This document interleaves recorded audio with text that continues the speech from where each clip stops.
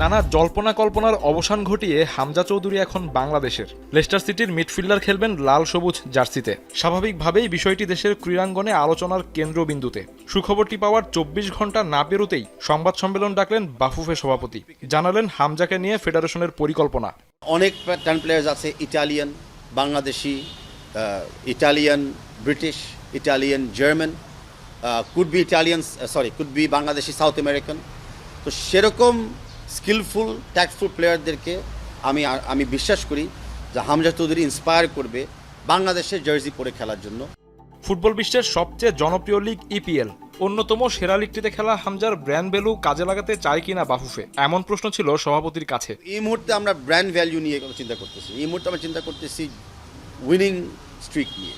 আমরা চাই, যেটা আগেও বলেছিলাম, যে আমাদের ন্যাশনাল টিম একটা কনসিস্টেন্সি দিবে, কনসিস্টেন্টভাবে তারা খেলবে, অ্যান্ড আমরা ম্যাচ জিতব।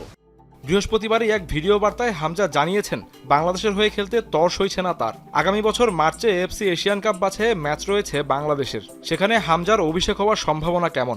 হামজা চৌধুরী সে কখন আসতে পারবে, কিভাবে আসতে পারবে, এগুলো সব তো তার একারও সিদ্ধান্ত না, আমাদেরও একার সিদ্ধান্ত না। যে ক্লাবের জন্য সে খেলে সেই ক্লাবের সাথেও আমাদের একটা আন্ডারস্ট্যান্ডিংয়ে আসতে হবে, যেটা ফুটবলের নর্মস এবং ফিফারও কিছু সেট গাইডলাইন্স সেটা ব্যাপারে আছে। আসছে বছরের 25শে মার্চ এশিয়ান কাপ বাছাইয়ে নিজেদের প্রথম ম্যাচ খেলবে বাংলাদেশ। প্রতিপক্ষ শক্তিশালী ভারত। সবকিছু ঠিক থাকলে সে ম্যাচেই বাংলাদেশের হয়ে অভিষেক হতে পারে হামজা চৌধুরীর। এসকে শাওন, এখন ঢাকা।